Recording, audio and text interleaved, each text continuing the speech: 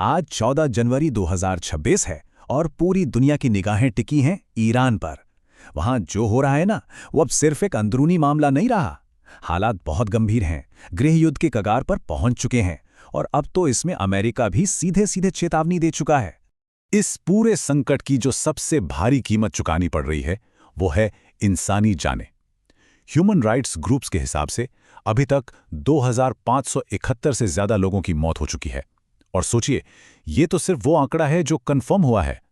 असली संख्या इससे कहीं कहीं ज्यादा हो सकती है। मौतें तो हो ही रही हैं, लेकिन सरकार जिस तरह से दमन कर रही है, उसके आंकड़े भी चौंकाने वाले हैं।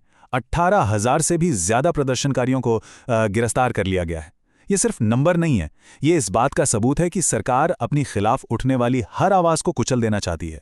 तो सीधी सी बात यह है कि ईरान में जो हो रहा है, उसे अब हम कोई छोटा मोटा विरोध प्रदर्शन नहीं कह सकते। नहीं, ये एक राष्ट्रव्यापी विद्रोह है, एक ऐसी बगावत जहां लोग सीधे सीधे मौजूदा सरकार को ही चुनौती दे रहे हैं। तो सवाल ये उठता है कि ये सब शुरू कैसे हुआ?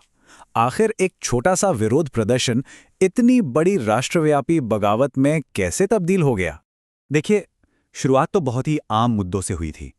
बढ़ती महंगाई, खराब होती अर्थव्यवस्था, मतलब रोजमर्रा की परेशानियां।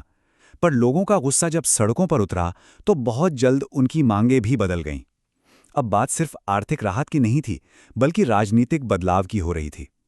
और आज तो इस आंदोलन का एक ही मकसद है, एक ही नारा है: सत्ता परिवर्तन। ईरान के आधुनिक इतिहास में इसे एक बहुत ही काले अध्याय के तौर पर देखा जा रहा है। कहा जा रहा है कि 1979 की इस्लामी क्रांति के बाद ये अब तक का सबसे बड़ा और सबसे खूनी दमन है। अब इस बगावत को कुचलने के लिए सरकार ने दो तरफा रणनीति अपनाई है। एक तरफ तो वो सड़कों पर सीधे सीधे बल का प्रयोग कर रही है, और दूसरी तरफ एक पूरी कोशिश चल रही है दुनिया से सच्चाई छुपाने की। और सच्चाई छिपाने का सरकार का सबसे बड़ा हथियार क्या बना? Digital blackout. सोचिए, 130 घंटों से भी ज्यादा पूरे देश का इंटरनेट बंद कर दिया गया। मकसद एकदम साफ था: दुनिया को यह देखने से रोकना कि उन खूनी सड़कों पर आखिर हो क्या रहा है। तो इस पूरे संकट की कहानी को समझने के लिए हमें दो अलग अलग नजरिए देखने होंगे, जो एक दूसरे से बिल्कुल उलट हैं। एक तरफ है प्रदर्शनकारी, जो साफ साफ कह रहे हैं कि उन्हें इस्लामिक गणराज्य का अंत चाहिए, और दूसरी तरफ है सरकार, जो इस पूरे आंदोलन को विदेशी साजिश बताकर पल्ला झाड़ रही है। और अब बात उन हजारों गिरफ्तार लोगों की, जिनकी जिंदगी सचमुच दांव पर लगी है। सरकार उन पर मुहरेबे का इल्जाम लगा रही है। इसका मतलब होता है ईश्वर के खिलाफ युद्ध। और यह कोई मामूली आरोप नहीं है। ईरान में इस संगीन इल्जाम की सिर्फ और सिर्फ एक ही सजा है: मौत। जैसे जैसे ईरान के अंदरूनी हालात बिगड़ते गए, इस संकट ने एक अंतर्राष्ट्रीय मोड़ ले लिया, और अब अमेरिका भी इस लड़ाई में कूद पड़ा है, एक बहुत ही साफ और सीधी चेतावनी के साथ। अमेरिका का रुख बिल्कुल क्लियर है। सबसे पहले, ईरान के साथ सारी डिप्लोमेटिक बातचीत रद्द कर दी गई है। दूसरी, धमकी दी गई है कि अगर किसी भी प्रदर्शनकारी को फांसी दी गई तो बहुत कड़ी कार्रवाई होगी।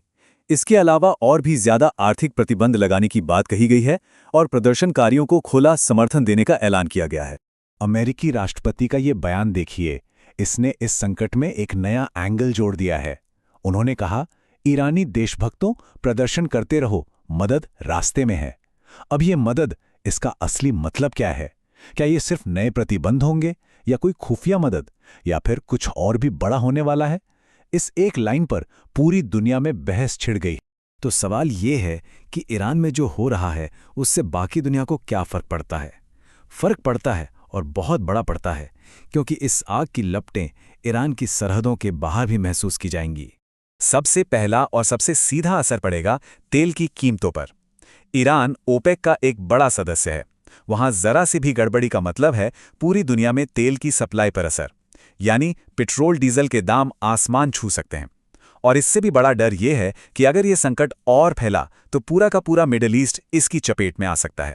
तो अब सिचुएशन एक ऐसे मोड़ पर आ गई है जहां दोनों ही पक्षों के लिए ये करो या मरो वाली बात हो गई है। न सरकार पीछे हटने को तैयार है, और न ही प्रदर्शनकारी।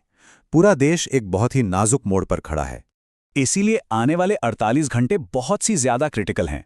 सबसे बड़ा सवाल यही है, क्या ईरान अमेरिका की चेतावनियों को नजरअंदाज करके फांसियों पर अमल करेगा, या फिर क्या वो अंतर्राष्ट्रीय दबाव के आगे झुक जाएगा? पूरी दुनिया ने अपनी सांसें थाम रखी हैं और सब बस इसी सवाल के जवाब का इंतजार कर रहे हैं।